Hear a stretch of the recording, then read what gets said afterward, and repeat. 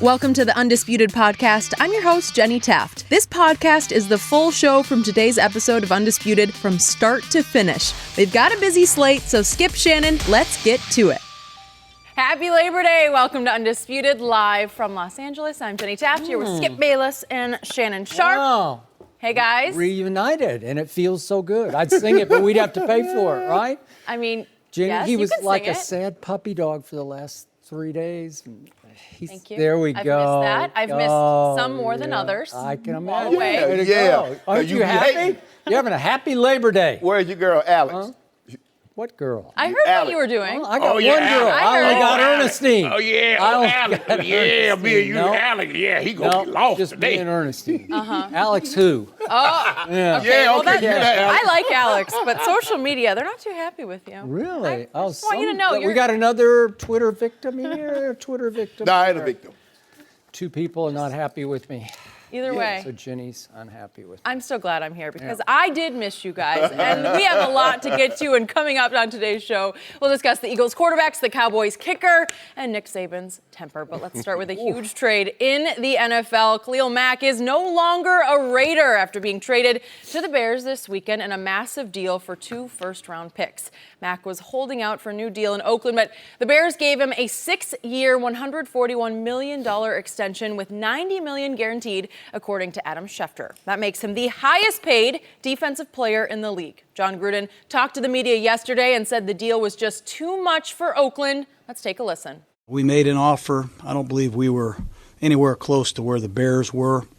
And the Bears made us an offer that we thought was really unique. And very, very tough to say goodbye to a great player, but here we are today. Do you feel Reggie was truly on board with trading him, or do you feel maybe you had... They're trying to divide us. People are trying to divide us, and I wanted him gone. He wanted him here. We made a decision as an organization. Mark Davis, Tom Delaney, we all got the information, and we made a decision together. And I'll just say what he said. I read what he said yesterday. It's a decision that we all came to.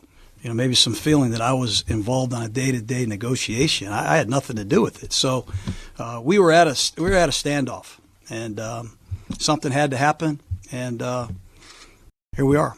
Shannon, what are the Raiders doing? They have no idea.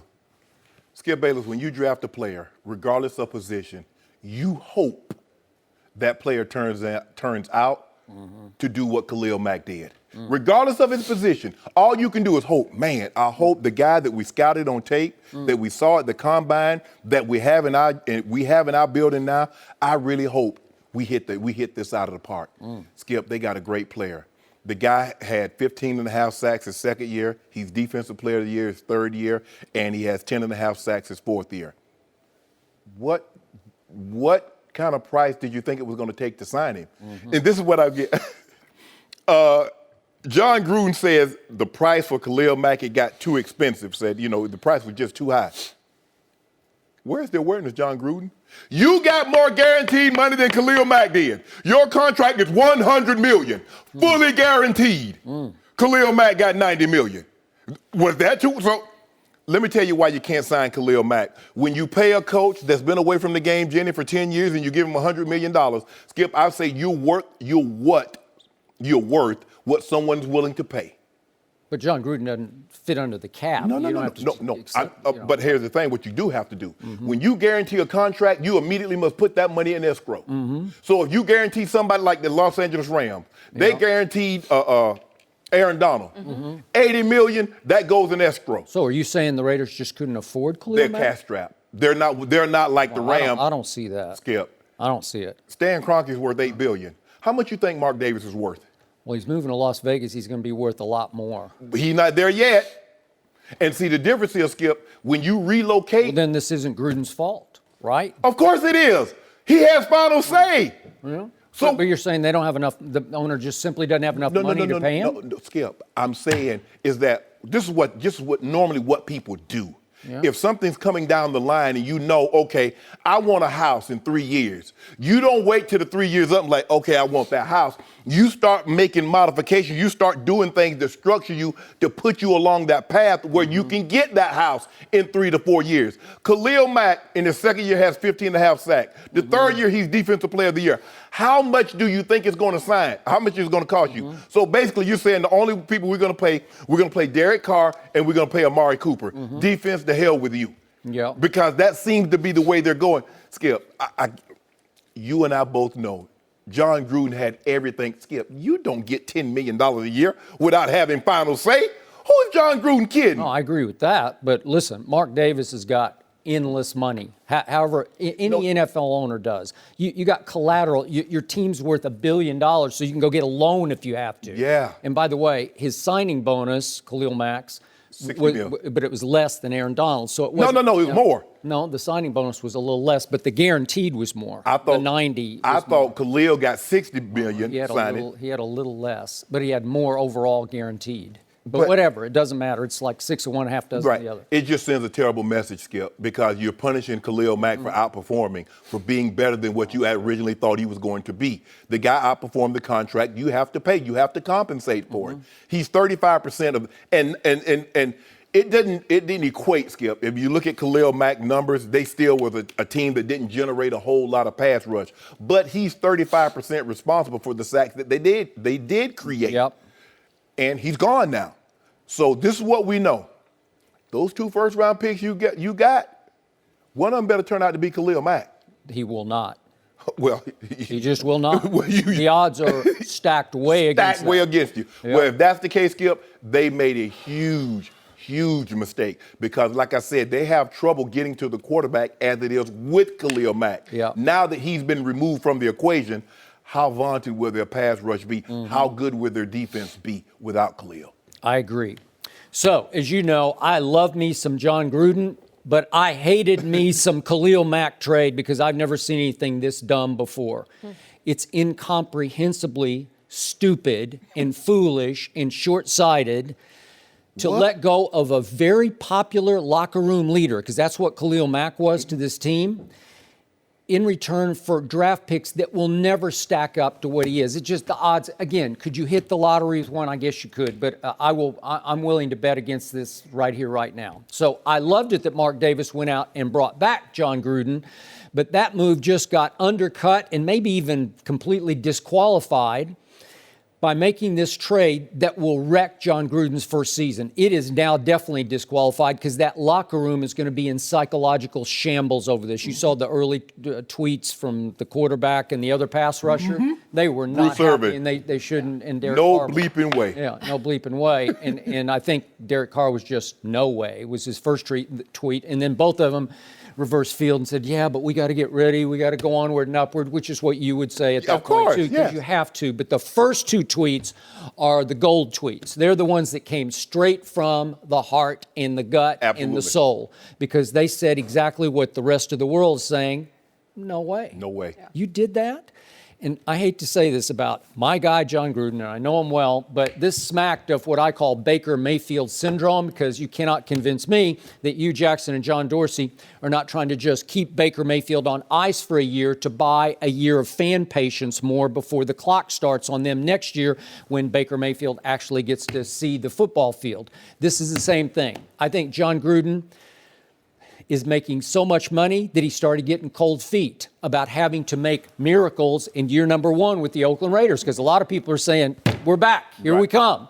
And all of a sudden, by making this trade, he's forcing many in Raider Nation to sit back and say, oh, well, I guess we got to wait, 2-3 years to see how these draft picks turn out?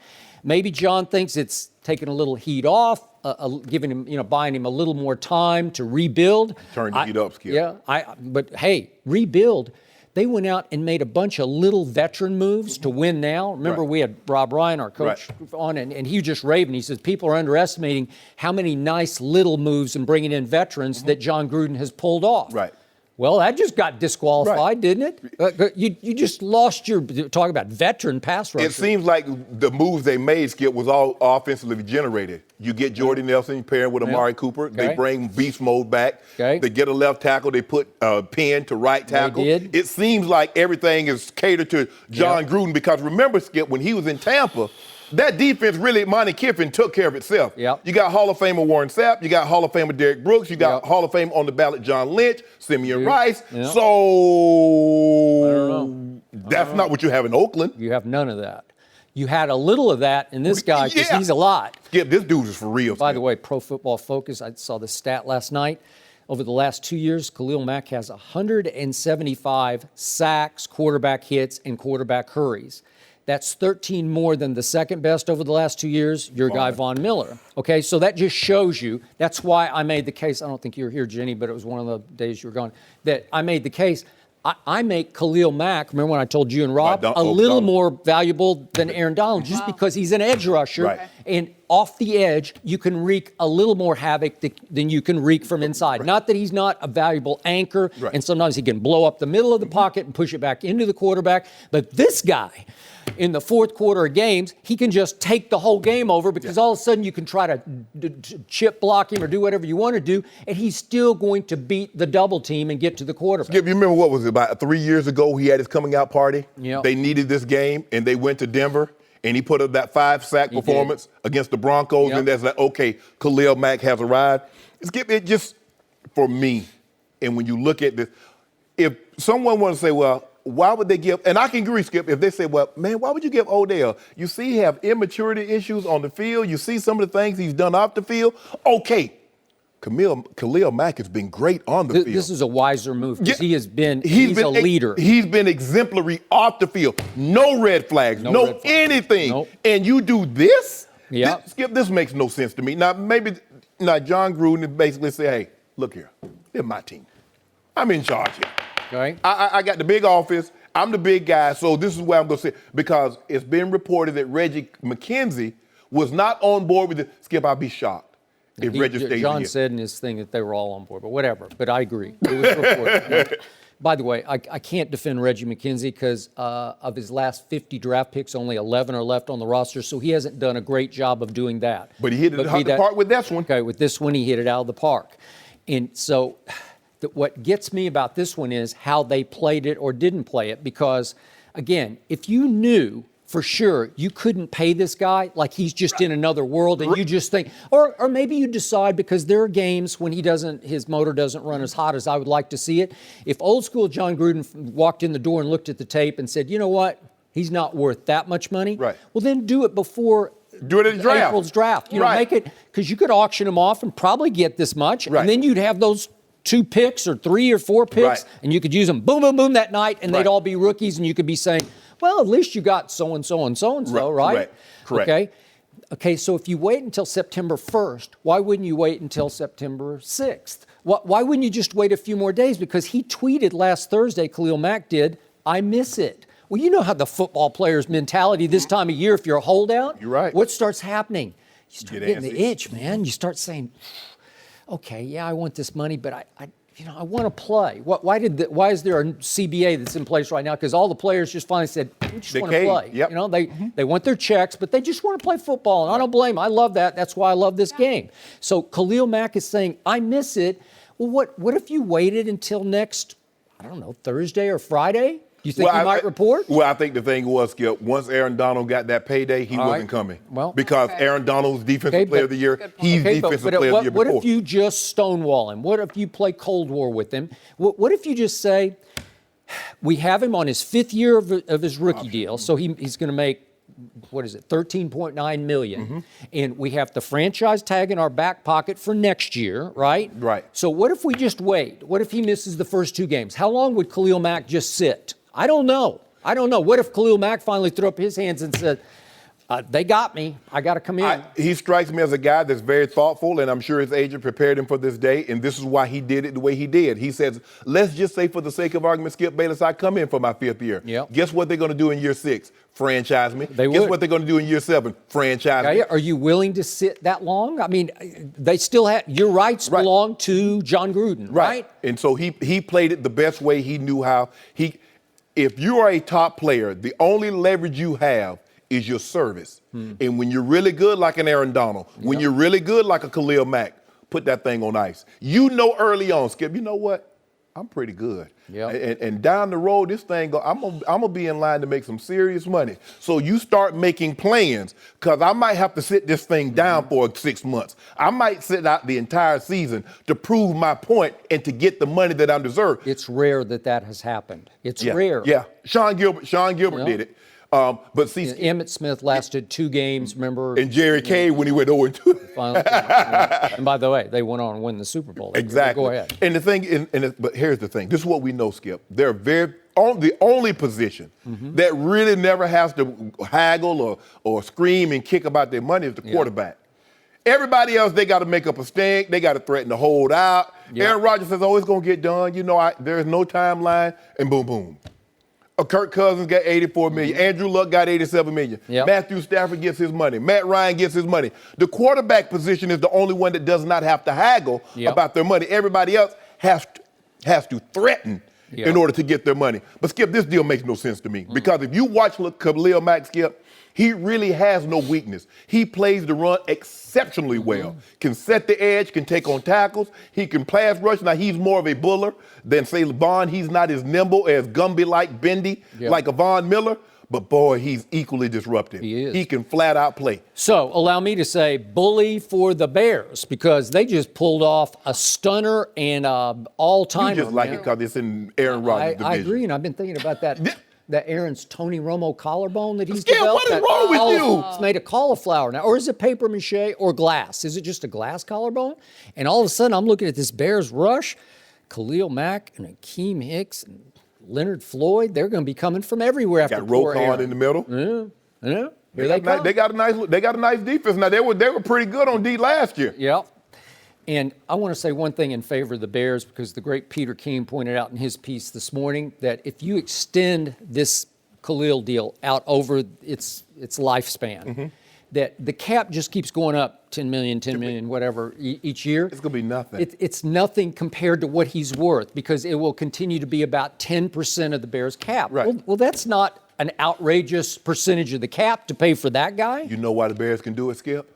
Their quarterback is on what? A rookie contract. Yep, he is. Well, that helps. This is what the Bears are saying. We're going for it, because guess what? Trubisky's going to come up for here in about 3 years, Skip. So the going rate seems to be what? If he lives up.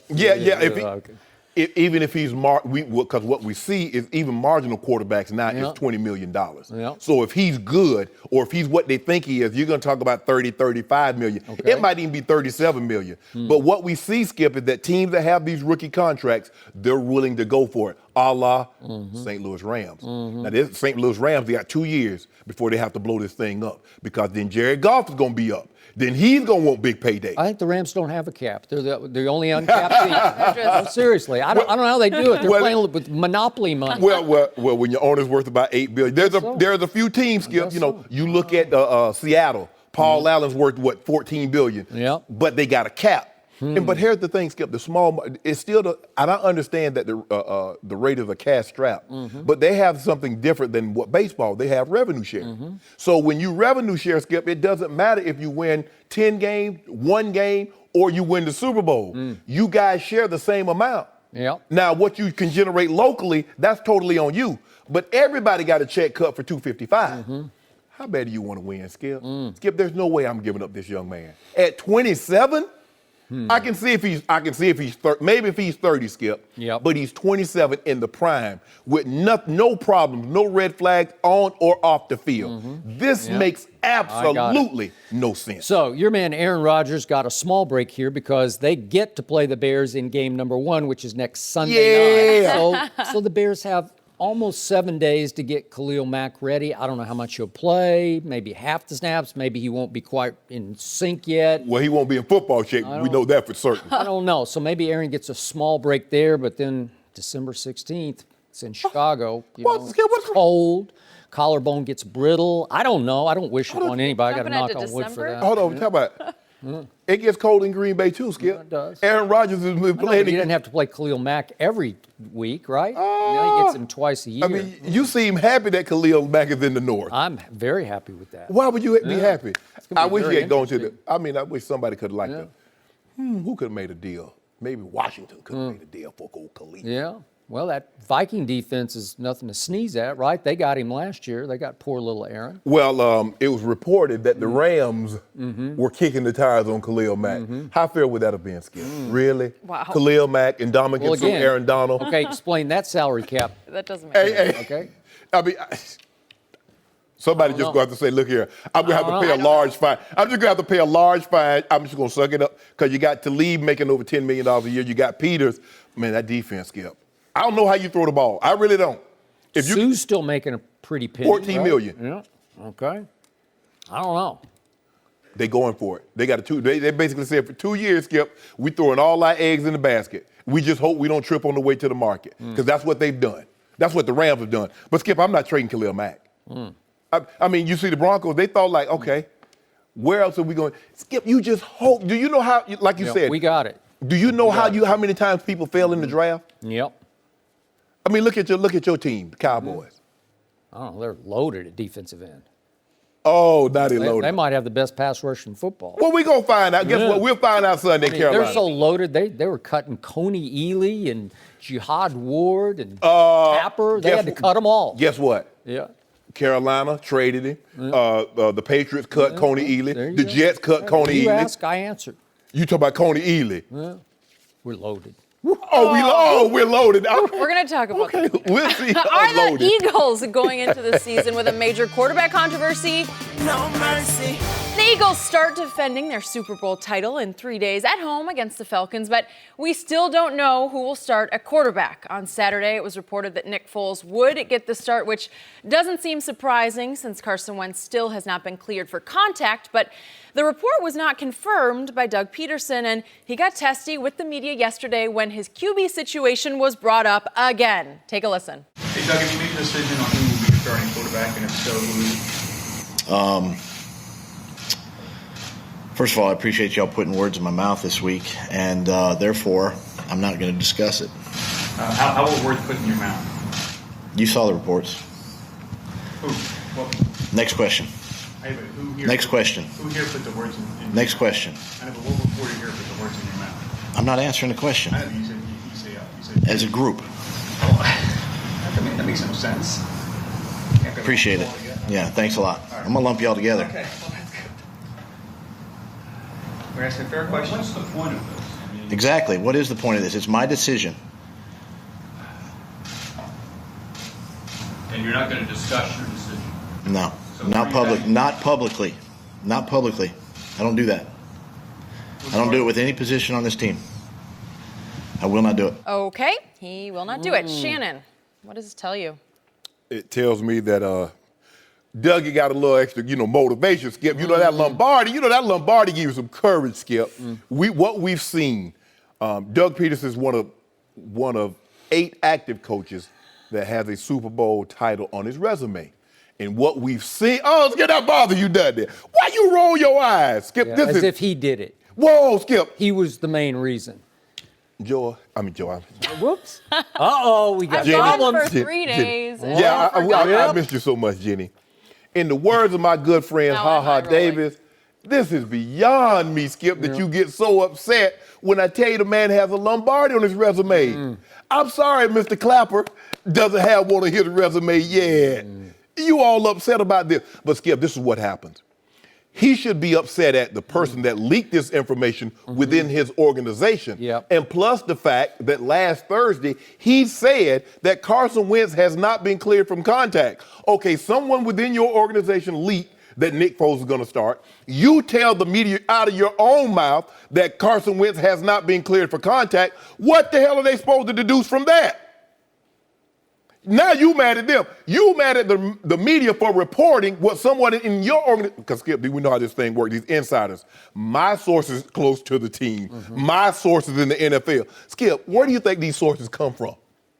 Team, general manager, head coach, owner, a player, someone within that organization, just like NFL News. This is how our Jay Glazer and the Schefters and the Morts, this is how they get that. Somebody gives up that information. You can't get mad at them. You got to get mad at the people that knew it and gave up the information. But you know, Skip, this is what it is. Last year, Doug Peterson would have never done this. You know why? Because he didn't have the expectations. See, when you Nobody even knew who he was. Go ahead. We knew who he was. Barely Don't did. do that, Skip. You Don't thought do his that. name was Jim Peterson. No, we know it was. Now he go by Dougie P. But anyway, but when you win that Super Bowl, you know what happens the following year. They expect you to replicate what you did from the year before. Yep. So now he's starting to feel the pressure because you don't have that luxury of, you know, hey, if we go 8-8, we go 10-6, it's good. No. Now your fans expect you to go to and compete for Super Bowls every year. So now he's starting to feel that pressure, and they ask him a question, simple question. Yep. Doug, have you made a decision on who's going to be your starting quarterback? I think it was a very good question. I'd say. One of the questions. Ask. Yeah, one of the questions I would have asked. Well, I might have phrased it like this. Well, Dougie, there are sources that say. Would you have said Dougie? I said Dougie. You would have been disqualified among the Philadelphia media. I'm like, Dougie, I'm outsider. Yeah. But here's the thing. He said it. Why did he say Carson Wentz hasn't been cleared for contact? All you do, keep your mouth shut and tell him, you know what, guys, you'll see who my starter is. Yep. Whoever runs out there with the starting offensive unit, that's my starting quarterback. That's all he had to do. But when you said the guy hadn't been cleared for contact, you actually think people believe that he hadn't been cleared for contact in practice, but you're going to send him out there in a game to play? Come on, Doug. But Doug is his anger and his fury is misplaced. Be mad within your organization that someone leaked that information. Be mad at yourself because you said Carson Wentz hasn't been cleared for contact. So now you've become a fan of this guy? Who? You can defend this guy? Yeah, I bet on Dougie. Dougie P, who's digging himself the deepest hole in Philadelphia, and he and his team are not going to be able to climb out of Use it? the Cowboys' head to stand up and look out of it. Okay. Well, I see a Dougie P who's coming apart. I see a Dougie P who is choking under the pressure to handle the reigning Super Bowl champs with a quarterback quandary. Because this is a quandary, and you need to diffuse it the way you said to diffuse it, but you can't crack under the pressure. You can't reveal yourself to be some thin-skinned bad guy, because that's what he's coming across as. And I'm going to remind everybody that Dougie P, just 10 years ago, was a high school coach in Shreveport, Louisiana. Until just recently, he got to go along on a magic carpet ride in which the magic was made by his backup quarterback who fell straight out of heaven into his lap, and Nick Foles played the two greatest quarterback big stage games I've ever seen a quarterback play. He get no in the credit? championship game and the Super Bowl. You're not going to give him any credit for calling the I'll give him a little bit plays? of credit, but if it's not for Nick Foles, then Dougie P doesn't write a book called Fearless, and have the audacity and the classlessness to rip a fellow head coach in Doug Marrone. He ripped Doug Marrone for not being fearless up in Foxborough in the AFC Championship game. Way to go. That's really cool, Dougie P, to sell your book. And then Dougie P, 2 Fridays ago, did a big national media blast in which he did that, what's called satellite media tour. He's on every show. He's on Colin's show here on FS1. He was everywhere talking about Fearless, trying to sell it, and then he turned right around and he yesterday, this is about the 3rd time he's done it, bit the hand that's trying to feed his book, right? Yeah. And he lumps all of his mostly local reporters together and condemns them for a tweet, just a tweet from a national reporter who works for what? The NFL's network. So Ian Rappaport tweets that this is happening, that Nick Foles is going to start the opener, which is no shock to anybody, given what's being divulged on a daily basis. Carson Wentz isn't been cleared to play, right? Not cleared for contact. So he tweets this.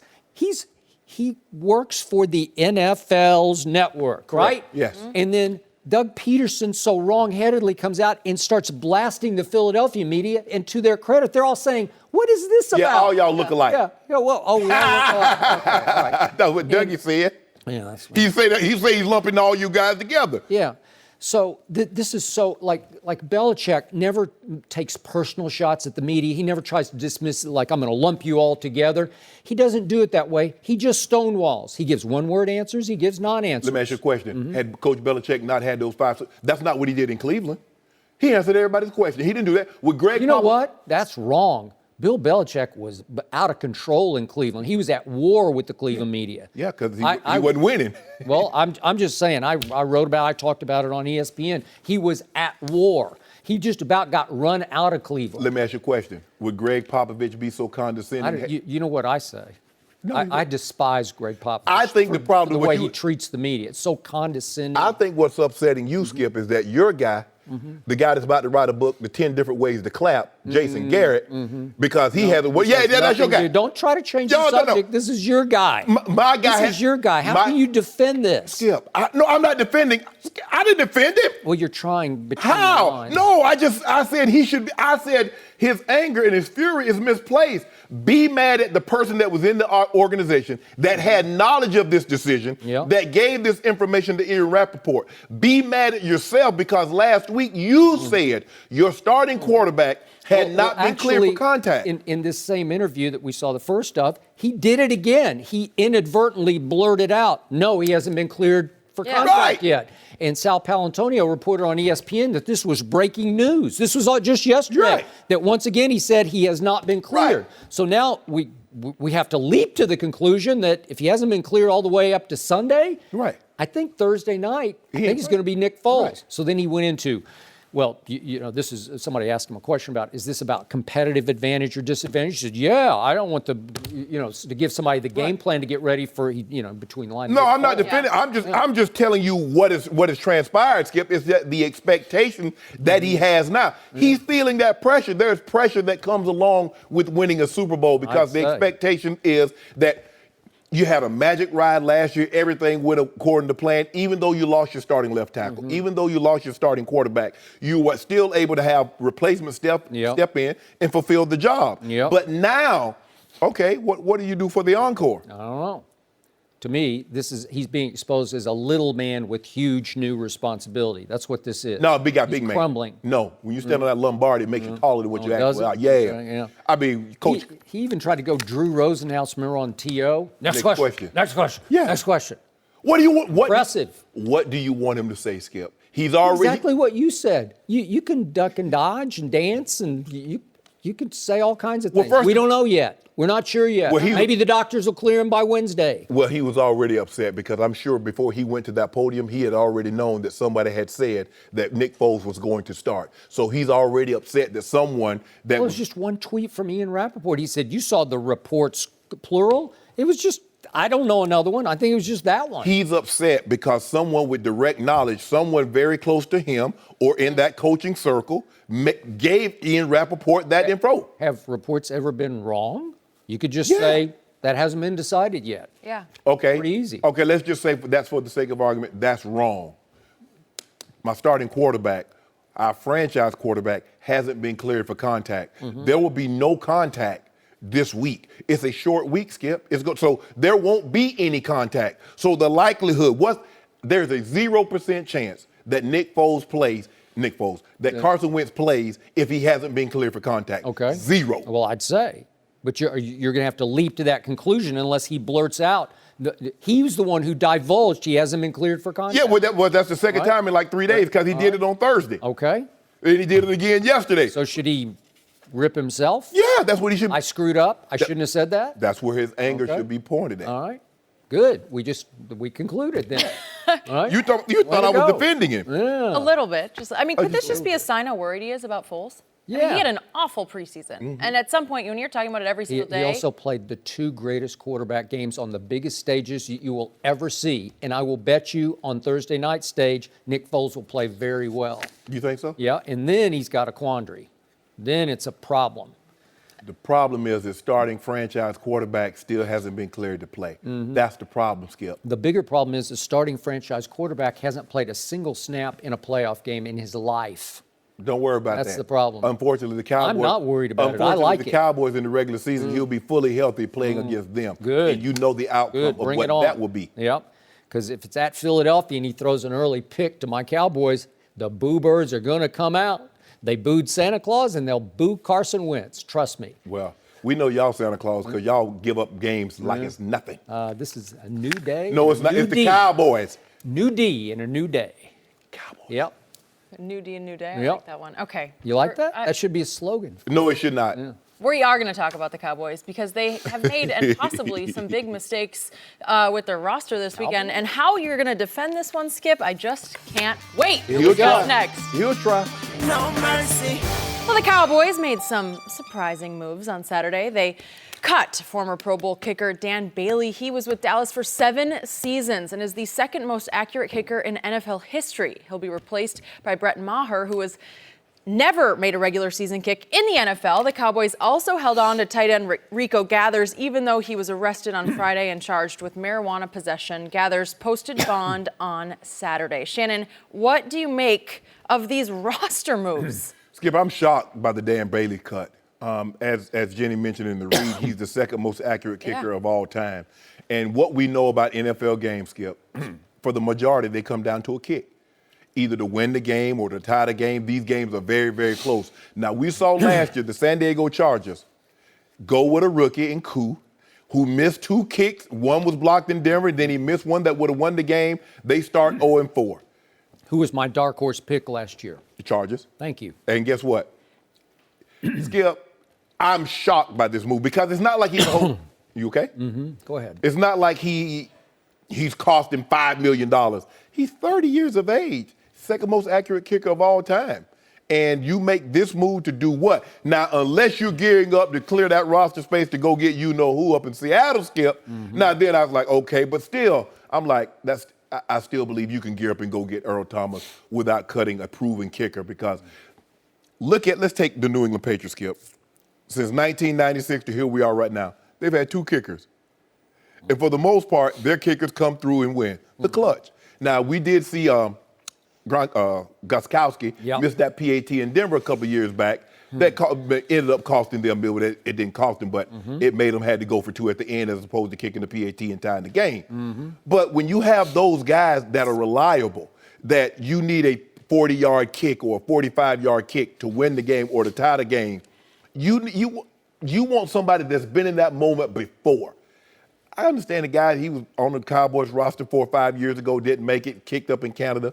Kicking in Canada, kicking in the NFL, in pressurized situations is something entirely different. Now, I'm not surprised that they kept Rico Gathers considering they only had 3 tight ends. And the likelihood of them going into the season with only 2 tight ends, not very good, especially on going into a game with 2 tight ends. One get nicked, now you're down to 1 tight end. You're saying you like 4 tight ends? No. Are you kidding? Are you being sarcastic? No. Because they're going to run the ball a lot. Yeah. Yeah, that's what you need them. Not because of him, but go Yeah, ahead. they're going to run the ball with Rico. Yeah. Skip, look, 5 years ago, he'd have been gone. Especially, he didn't have, he did okay, caught 11, 12 passes in the preseason, but they wouldn't have, but we view weed. We do marijuana possession. We view it differently now, especially with the laws as lax as they are on certain levels. So I'm not surprised by this, considering that none of the tight ends that they have any of the tight ends they have on their roster has really any valuable game playing experience. So they have 0 depth, and so I'm not surprised that they kept Rico. I'm shocked that they released Dan Bailey.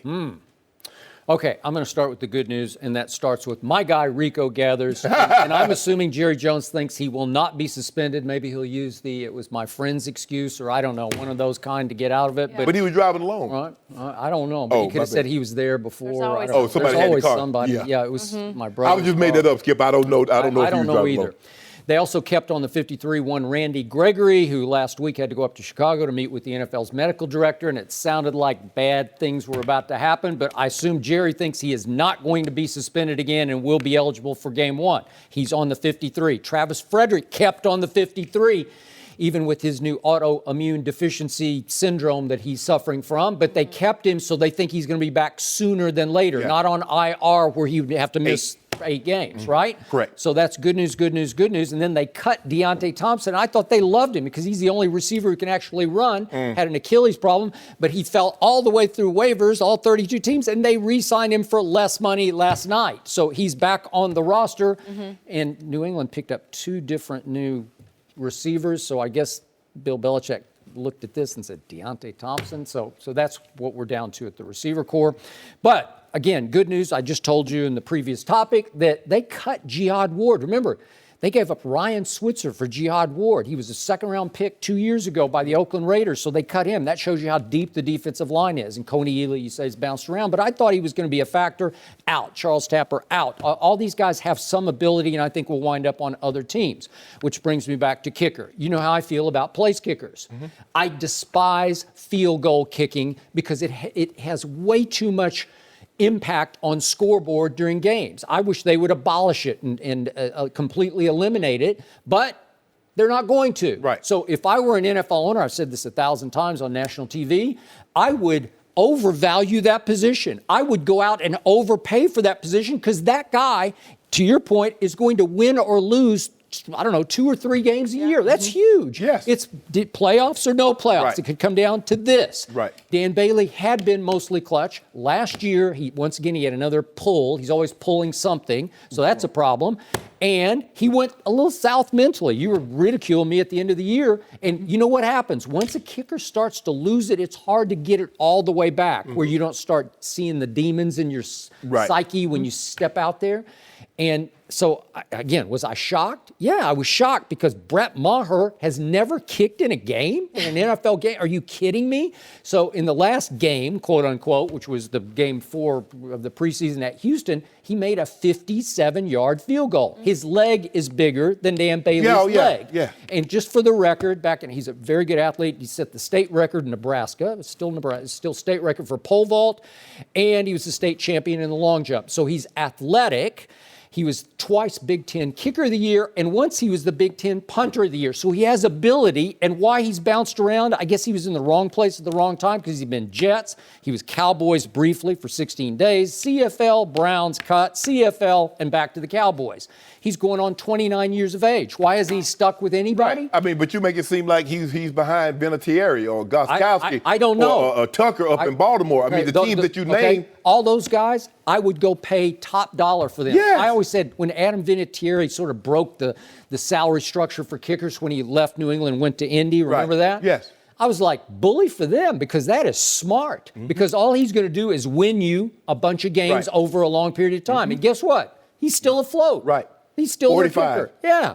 Well, if you get one of those, he's worth way more than they don't pay these guys anything. Like Dan Bailey actually had the highest base salary among kickers at $3.4 million. Think of what we're talking about with Khalil Mack and Aaron Donald and the quarterbacks.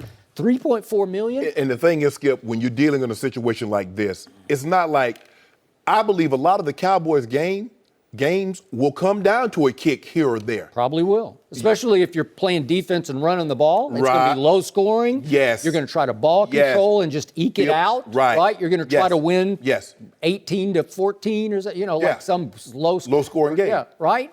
Well, field goals are going to keep playing in that, right? Right. They might have a 6 field goal game. And Dallas knows well. Mason Crosby. Yeah. You, Skip, think about 56 yards, 51 yards. So just think, I mean. And by the way, he is one of the highest paid kickers, and he should be. Are you going to trust a rookie to those kind of kicks? I don't know. I mean, every once in a while, you get a situation like Josh Elliott from the Eagles. Remember game 2, Skip? He kicked the 60-yarder to beat the Giants, and you're like, he had to kick a field goal that far to beat the Giants? That was a big deal. And he's been much better than I thought he would. And in the Super Bowl, you remember he kicked that 40-something yarder to make it an 8-point game. So now New England, they got to get a touchdown and a 2-point conversion as opposed to a touchdown and winning the game. So you do get situations. But normally guys that bounce around like this, Skip, I would agree. But you don't even know. He hasn't bounced for the wrong reason. The wrong reason would be if he failed a couple places, right? Right. And he choked. Well, he's never choked because he's never had the opportunity. Well, so the first game that this happens, maybe it's going to be at Carolina, when he trots onto the field in the fourth quarter and the game is tied, my heart is going to be in my stomach. I'm probably going to close my eyes. Well, I tell you where his heart is going to be somewhere else. Yeah? Yeah, it ain't going to be in the stomach. Throat? Yeah, so a little further south. Yeah? Yeah, I think so. Okay, because think about what the Cowboys. Remember, he was Big Ten Kicker of the Year twice, so he's been in some situations before packed stadium. Every kicker that comes to the NFL has kicked in a pressurized situation. I agree. But kicking in college and kicking in the NFL, see, in college you kicking for books, tuition. In the NFL, you kicking for a paycheck, college tuition. Well, now he's kicking for the minimum because they saved like $3.4 million that they're going to. Well, they better go get Earl with that money they saved. Well, I'm thinking maybe that's. Seattle, hold on to him. Don't let him go. That's the case closer. It's going to happen. No. One of these days this week, you are going to have to drag yourself in here and eat crow because Earl Thomas will be a Dallas Cowboy. I am speaking it into existence. I am. He's Hold on to him. Hold on to him, it's Pete. Perfect. Jerry's just going to wait it out until maybe Thursday or Friday. Heck, it may be until Saturday. Earl is worth more to the Seahawks than he would be to the Cowboys. They don't want him anymore. That's okay. Yeah. We got him. We got lots of salary cap room. We're good. We're good. You to have him. We are good to go. That will be the capper on this. All of a sudden, this will be with Earl Thomas. It will become one of the top. I'll go top 5 defenses in pro football. Ezekiel Elliott and a top 5 defense and a quarterback with the QBR in the top 5. That equals playoffs. Dinking and dacking the ball around. That's fine. We can dink and dack all day. Oh, you want to dink and dack? I don't care. That's a good way to ball keep control. First down. That's a good way to keep the QBR up. 16 plays, 82 yards, touchdown. If it happens, though. Yes. If it happens. Well, I got a good feeling about this. No, you ain't got no good I don't have a good feeling about this kicker, though. But who knows? I'm picturing you just watching the game with your eyes. I won't watch. I will do lots of things besides watch. Oh, you got to watch this. That thing goes. eyes wide open. Carolina got some for y'all. I may need my good luck charm. I may have to get Hazel to come in for the first kick. Luke. Every time she comes in, good things happen. All you going to hear on Sunday. I'm all teased. I need a photo of that. No mercy. All right, Coach, everyone had questions about who was going to start at quarterback when this game started. What answers did you have about your quarterbacks after watching both of them play tonight? Well, I still like both guys. I think both guys are good players. I think both guys can help our team. All right, so why do you continually try to get me to say something that doesn't respect one of them? I'm not going to, so quit asking. Well, that was Nick Saban getting very testy with ESPN sideline reporter Maria Taylor after Alabama's blowout win on Saturday. Tua got the start against Louisville, but Jalen Hurts still got some playing time. The video got a huge reaction on social media, and Saban called Taylor to apologize. I'm really looking forward to hearing what you guys think. Shannon, I'm going to start with you. What does this tell you about Nick Saban? Nothing. He's always like this. He's always this way confrontational.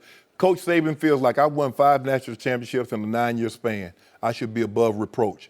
How dare you question my decision on who I play or how I use my quarterbacks? Maria Taylor just happened to be on the end. She just happened to be the one to answer the question. This was basically all the media. Skip, you remember, was it last year or 2 years ago, he said the media is like rat poison. He said, you guys ask these questions, they start eating it up, and it kills our team. This is Coach Saban. This is who he is. So now all of a sudden we think he's going to change? Coach Saban's not going to change. It could have been Maria Taylor. It could have been Skip Bayless. It could have been Jenny Taft. It didn't matter. Who asked the question, this is what they're going to get. Because here's the thing, Skip. Coach Saban feels some type of loyalty to Jalen Hurts because he has taken them to 2 national championship games. He didn't win them, but he did take them there. Tua came in. Skip, is painfully obvious. Tua is the better of the 2 quarterbacks. The throwing the ball is not even close. And what Hurts provided for you in the run game is not substantially different than what Tua can give you. So Tua can run the ball maybe not as well as Hurts can, but he throws the ball 1,000 times better. So now you just can't Skip, the throws he was making, Skip. Did you see the one down the middle, right before the half? And everybody's looking like, okay, Tua's in. Touchdown, touchdown, touchdown. Okay, they put Hurts in. Punt, punt. They put Tua back in. Touchdown. 28-0 at the half. And everybody's looking like, Coach Saban, are you watching a different game than what we're seeing? Because we see you go up and down the field with Tua, we see you stall it out with Jalen Hurts. So what seems to be the problem? And all she asked, you had questions going into the game, do you still have those same questions? Because from what I saw, it shouldn't even been close. And Coach Saban's feeling some type of way. You know, hey, I got these 5 chips. At Alabama, I got 6 total. I'm Saint Nick. You need to put some speck on my name and not ask me these questions. Really? But Coach Saban is Coach Saban. We know how he is. Nothing's changed. It just so happens that Maria Taylor asked that question. It was her job. So she got the first sideline interview. She got the tongue lashing. But it could have been anyone. So you love Doug Peterson and you love Nick I didn't Saban. say- You're having a bad day. See, these were 2 classless acts by these 2 guys. I didn't say I loved it. I'm just saying this is who he is. You know it.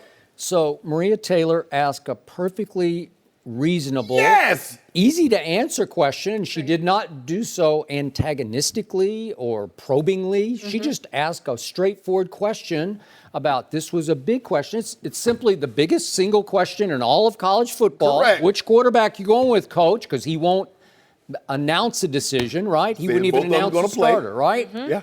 And she gave him the out of, what answer did you have tonight? Well, I'd say that's a perfectly reasonable question, and that was a perfectly unreasonable answer. And I think he started off reasonably. Yes. And then he just snapped in mid-sentence, Yeah. and he went a different direction. And I'm partial about this. I think Jenny's the best sideline reporter in all of college football. Yeah. And I wish he had snapped Wow, on that was Jenny. so- I'm not going to I'm just giving her a That was so compliment. nice of well, you. it's just the truth. And I wish Appreciate that. Saint Nick had said the same thing to Jenny Taft, because he might have gotten an earful right back. Nah, Jenny composed. No, I That's not- mean- yeah, Jenny hold that thing down. Jenny was like, okay, Coach Saban, well, let me ask you this. That's how Jenny would have handled it. Jenny is not like that. Jenny's not confrontational. No, she would have said, Coach, I just asked you a perfectly reasonable question that everybody out in our TV land in our viewer land is asking right now. And don't make me Right? take the earrings and heels off and do you right here, Coach Saban. You're about to get bust up. Oh, really? Okay. Yeah. I don't think it would have gone that far. Watch out, Jenny, sideline reporter.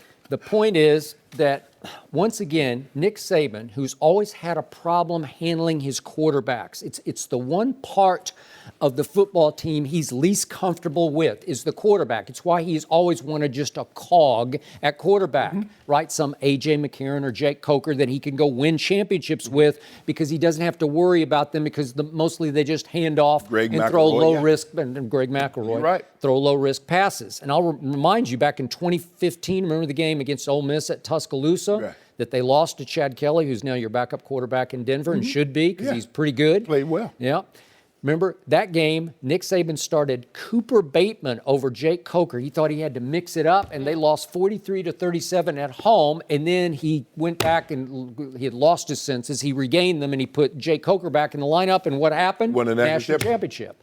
Okay, so that's the guy who's choking under this pressure right now, because he has 2 quarterbacks. And I disagree with your conclusion about this. I don't think he feels any loyalty to Jalen Hurts, but deep down, he thinks Jalen Hurts is a more solid performer with much more experience than Tua. And the reason, to me, Coach Saban has become basically cat on a hot tin roof is because Tua is everything that he does not love in a quarterback. Correct. He is a riverboat gambler who will try just about anything. That first TD pass. Hey, can we see that? Do we have this one, the one where he spun out of trouble and just flung it into the end zone? Let's try this one. I'm in a little trouble. Nope, I spin and I just wing it blindly to the corner of the end zone. What if the DB had played the ball right? Might he still be running? He just got lost. The DB just got lost on this play, right? Whew. And when Coach Saban goes back and looks at that tape and runs it back and forth, he's going to be saying, that's my starting quarterback? I think it's scaring him to death. That's not the way Alabama plays offense, right? No, it's not. But the thing is, Skip, if you notice, if Jalen Hurts, if they'd have had 2 of the year before, they beat Clemson. Because what these teams, the Clemson and the Georgia, that equal talent. Do you know that for a fact? Yeah. Would Tua might one of these games he come apart and throw 3 picks because he's trying too hard, or trying throws that you just can't keep trying, can't keep escaping from? Well, he will force the defense to be honest, Skip. You know? Because if you watch him throw the ball, he threw some darts. He can wing it. Oh, he threw some darts. it's sensational. It takes my breath. Like I'm like, wow. And see, the thing is, he feels that, like you said, the first question she asked, Coach Saban was going good. It's like, yeah. And then he flipped. I mean, it's like he snapped in mid-thought because he did. He lumped her question with all the questions he's been asked all week. Yes. You, but it was the pejorative you. It was everybody you, not her. Because I don't know that Maria Taylor's asked him that question before, right? And so he did with Doug Peterson. He said, Doug said, actually, he said it, I'm lumping all you guys in together. Yeah. Coach Saban didn't say that, but that's what he did. Because she's not trying to put Jalen Hurts against Tua. She just watched the ball game from the sideline. Yeah. She saw what everybody else saw. There should be no doubt in your mind, Coach Saban, who your starting quarterback should be. And he's like, well, both of these guys, both of them didn't play well. Tua had a 99 QBR. Skip, you say you love QBR. I do. He had 99. Yeah. 99. Jalen Hurts had 48. Yeah. So what are we discussing again? Yeah. What if that DB hadn't got lost in that play and stayed home and he catches it and runs 104 yards? Oh, kind of like the guy at San Francisco when he misplayed Michael Gallup and Dak Prescott got a touchdown and you were jumping up and down. Oh, what if he hadn't misplayed that? You see how I did it, Skip? No. I keep telling you, I'll be waiting. That was a preseason game. Okay. This one counted. Yeah. Right? But guess what? The DB misplayed the ball. That's all my point is, Skip. Well, this was Louisville and Orlando. I don't think Louisville's very good on defense. I know another team that we're not talking about that's not very good. Who? They happen to go to South Bend. Old khaki pants. Well, I would love to talk about that. We'll talk about it later. We had time for that because I told you before the show I wanted to talk about it, but we don't have time. But today I tell you who. Because I could educate you on what happened Saturday night. I tell you what you can't educate me on. I know who did look good. I know who looked good every open in September. Who? Oklahoma? Oh, stop playing. Oklahoma. Jenny was When was there. the last time they won a national championship? Oklahoma. Oklahoma, boy, they've won a bunch. 99? 99? Was that the last time? Yeah. Coach They've Saban. been in the playoffs a bunch of times. The Alabama Invitational. And guess who? And guess who keep bringing the trophy What happened home? the last time Oklahoma played Alabama in a bowl game? Help me out. You know how long ago that's been, Skip? Huh? We done won 3 national championships since then. I can't even I go don't back think there. you've won 3 since Okay, we then. only won 2. My bad. But they've only been 4 played. How did you give up 40-plus again to Trevor Knight? He gave 40 points. He's not half the quarterback Baker Mayfield was. Baker And maybe even Kyler Murray is. I don't know. Baker had a chance to see us. And he lost to the team that we took apart. He got hurt. He didn't get hurt. He did. He got banged up. Don't do that, Skip. Yeah. Skip. He went double Y'all had a overtime. 24 He 24-7 threw for lead. 200 yards in the first half against The game is 2 halves. I don't care. Oh, we're Say living it in the with, say it with me, past. Skip. Say Nick. Ain't- Oh, man, I forgot I'll my say it. prop. Wait, ain't Nick. I forgot my Saint prop. Nick has to get used to answering that question because it is going to continue. I'd say. Y'all don't ask him that question anymore. Yeah. I wish I could interview him and have some fun with that one someday. Jenny, don't have Someday. don't have Okay, fun with more it. quarterback drama. The Giants completely messed up their QB situation. Maybe we'll discuss that Probably. next. No mercy. The Giants released quarterback Davis Webb yesterday, a day after he made the team's 53-man roster. Webb was drafted in the 3rd round in 2017, but he did not play a snap in his rookie season. The Giants chose not to pick a quarterback with the number 2 pick in this year's draft, instead going with Saquon Barkley, and Sam Darnold went 1 pick later to the Jets. Okay, Shannon, after releasing Webb, should the Giants have taken Darnold, number 2? Yes, and this is not a knock on Saquon, Skip. And for the Giants' sake, they better hope Sam Darnold doesn't get any better than what he is right now. Because if he turns out to be something special and you passed on him, under no circumstance, equal value for value, do you take anybody over the quarterback? That's the most valuable. And he's a Jet. Yeah. Right? I mean, Oh, like yeah. you got So right under your nose. now you got to see him Yeah. for the next. Okay. The Jets are hoping for at least the next 10 to 12 years. Yep. Skip, you can't do that. Now you can take Saquon if you got someone in place to take over for Eli. Eli not playing 5 more years. That's not happening. And the guy was served up on a silver plate. You got it. Sam Darnold, turn that card in, everything's happy. You cut Davis Webb, who was supposed to be the heir apparent. So if I'm Eli, I'm mad at everybody. You broke my streak for Smith, and You now had Davis Webb. You didn't even try him. You didn't even try him. Okay. And so now, one game, Skip, this makes no sense to me. I don't know what the Giants, but I tell you what, Eli better play well. They paid Odell. They get Saquon. That Yep. defense defense supposed to be better than what it was. They get a left tackle. Eli better be flawless. And I'm talking about Beyonce type flawless. Because if not, boy. Well, they've only missed the playoffs 5 of the last 6 years. I remind Giants fans who probably don't need to be reminded of that. No, they don't.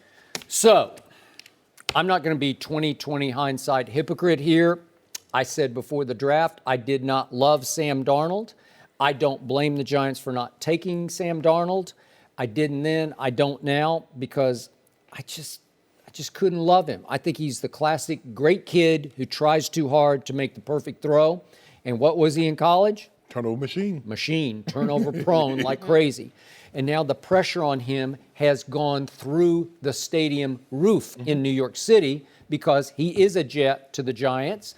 And now the scrutiny on him will just ratchet way up because, oh, wait a second, they cut the heir apparent and they could have had. So now the Giants' eyes will be on Sam Darnold as well as the Jets Nation's eyes, right? Well, Skip, they put all their eggs in Eli's basket. They better hope he don't trip on his way to the market. Okay, but the Jets better hope that Sam Darnold doesn't become the roast of New York instead of the toast of New York. Right. Because it's possible as a kid thrown into that. Right. Because the Jets aren't very good. And the thing is, Skip, if you remember with Eli, Kurt Warner started the season. Well, the first 8 games, it was Kurt Warner that started. So you're asking, and that's why I'm saying you err on the side of caution with rookies. Yep. There are very few rookies that can withstand losing, taking that pounding, and say, you know what, I'm okay. Peyton Manning. But there's not a whole lot of guys that's wired and built like him. All right. So I was also on record before the draft. I was not, just going back a couple of drafts ago, I was not a big Davis Webb fan. He's prototypical. He's got a big arm, stands tall in the pocket. Just didn't love his poise and feel and moxie. But I did love this year's 4th-round pick of the Giants. Not love, but I like Kyle Lauletta. You checked him out? What, that was the guy that, the Patriots are going to take him. There's Jimmy G. Woo, the Patriots are going to take. Okay. So how did I know about Kyle Lauletta? Because I turned on the Senior Bowl to watch Baker Mayfield and Josh Allen, who were on the North squad, and I watched and I watched and I watched, and I kept having the wow factor because the kid quarterbacking for the South just kept winging it all over the place. I saw moxie, I saw clever, I saw cool, I saw a kid who knows how to play quarterback. I'm not saying he's the future of the Giants, but yeah. He better be. As a backup. He gotta be. No, he doesn't have to. Yes, he does. He can do a lot of things there. But again, what? Is it possible he's the future? It's possible. So is Eli the future? By the way, Kyle Lauletta in the Senior Bowl, again, going up against Baker Mayfield and Josh Allen, he merely threw for 200 yards in the time that he was in the game and 3 touchdowns and won the MVP. It was pretty good. And again, he played at Richmond. I watched no games at Richmond, but I watched him against some pretty good players on the field at the Senior Bowl, and he looked pretty great to me. The Richmond Spiders. So if Lauletta's not the future, you didn't take Darnold, is Eli the future? What did Dave Gettleman, the new GM, say about Saquon Barkley on draft night? He said he was touched by the hand of God. Well, if you believe that, and I don't, but if you believe that, I'm okay with you taking him over Sam Darnold. Will he turn out to be that? I think not. When was the last time a running back ran a team to a Super Bowl? Even the ones that was touched by God. All right, but Eli was touched by the hand of God twice in his life. Don't do that, dog. That's Skip. It was in the Super Bowl against Tom Brady. He has 2 Super Bowl MVPs and 2 victories over the greatest quarterback Ghosts don't lose ever. to Eli Manning. Okay? Well, I'm just saying. He did that. He was touched by the hand of God twice. And he threw the luckiest pass in the history of the Super Bowl, but it got complete because it stuck in David Tyree's face. What about the one that Mario Manning had? That was a 22 man. That's the only one I've ever seen. He dropped it right down the chimney. It was a beautiful throw. But if Tom Brady hadn't made his one bad throw out of 8 Super Bowl appearances, little high and outside to Wes Welker, who still should have caught it. No. He's a wide out. You do realize that Tom Brady threw intentional grounded and got a safety, right? No, I don't remember that. Oh, you do? Skip, that was the first My 2 memory points. fogs. Do that. You say you remember everything. You eat carrots and the perfect I don't fruit. eat carrots. I never eat carrots. And broccoli. Oh, broccoli. Broccoli, It's it's nature's most perfect food. So your mind is sharp. Mind is sharp. They say you got a mind like a steel trap. Yeah, something like that Yeah. happened. So I remember Eli won 2 Super Bowls, and so I cannot condemn the Giants for saying, let's go back to the Eli well one more time. Yeah, but that last time he won the Super Bowl was how long ago? The last time Eli played really, really well for a season was how long ago? Okay, what did the Giants have to watch Tom Brady do once again last year? He won the MVP at age 40, and Eli's 37, and they're thinking, well, we've got this guy. But Skip, Tom Brady was great great throughout his 30s. He was. Eli hadn't been great throughout his 30s. So now all of a sudden he's going to get to the latter part of his 30s and he's going to hit another streak where he gets hot and goes till his 40s? They're just hoping lightning strikes Eli and he turns into some hand of God player. You don't get to run a business on hope. Okay. So are you saying Davis Webb is better than Kyle Lauletta? Because he's just not. We don't know. But I believe Sam Darnold was better than both of them. We'll see about that. What do you think the Jets are going to go this year? They going to win a game? I think the Giants have better personnel than the Jets. So, yeah, they'll probably win more games. But I believe if Darnold played for the Giants and Eli played for the Jets, I believe the Giants will still have a better record than the Jets. Well, I believe the Giants made exactly the right move, and I don't like the Giants because I like the Cowboys. Of course, I'm going to defend them on this. Of course you expect it because you expect Eli to serve you up a couple of picks. That's what you hoping. For a while, Eli owned us, and lately, not so much. You upset because he signed his name on Cowboys Stadium when it first went up. And he lived. That came back to haunt him. No, it didn't. Yeah, because he got a Super Bowl. Oh, okay. After he did that to y'all. Yeah, we did it to him a bunch of little times. Y'all ain't won no Super Bowl. They haven't made the playoffs 5 times in 6 years. Y'all only made it twice. Yeah. So what? We're good. Oh, okay. Y'all not good. Y'all not good. Will Lamar Y'all Jackson not spend good. this season on the bench? We'll discuss next. No mercy. RG3 is still a Raven. Baltimore kept him on the 53-man roster, and NFL Network reports he'll be the backup to Joe Flacco, while rookie Lamar Jackson will start the season as the third string. The Ravens are carrying 3 quarterbacks on the roster for the first time in 9 years. Shannon, what is going on in Baltimore? I was surprised by this move, Skip, for the very reason that Jenny said. This is the first time since 2009 they've had 3 quarterbacks. And I've also said that I felt that Lamar Jackson would be better served as a redshirt year. Clearly, the Ravens think that also. To make sure that he doesn't have to play immediately, he's going to have to go through 2 quarterbacks, Joe Flacco and RG3, because I do believe this will better serve Lamar Jackson in the long run. But kudos to RG3 because he's come back from a very, very long way. Yes, he's regained his confidence and maybe some of his swagger, it looks like to me, which is why I wanted Jerry Jones to spend a 6th-round draft pick to go trade for RG3 because Jerry kept 2 quarterbacks who don't look like they can play behind Dak Prescott and Cooper Rush and Mike White, the rookie. I don't get either one of those moves.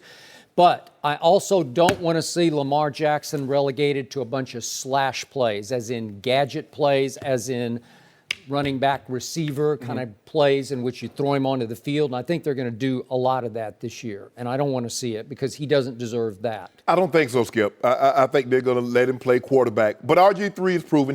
He's been a starter. He deserves to be a backup. He's earned his job. He's earned it. So kudos to him again. And I believe Lamar will be better served being in this role long term.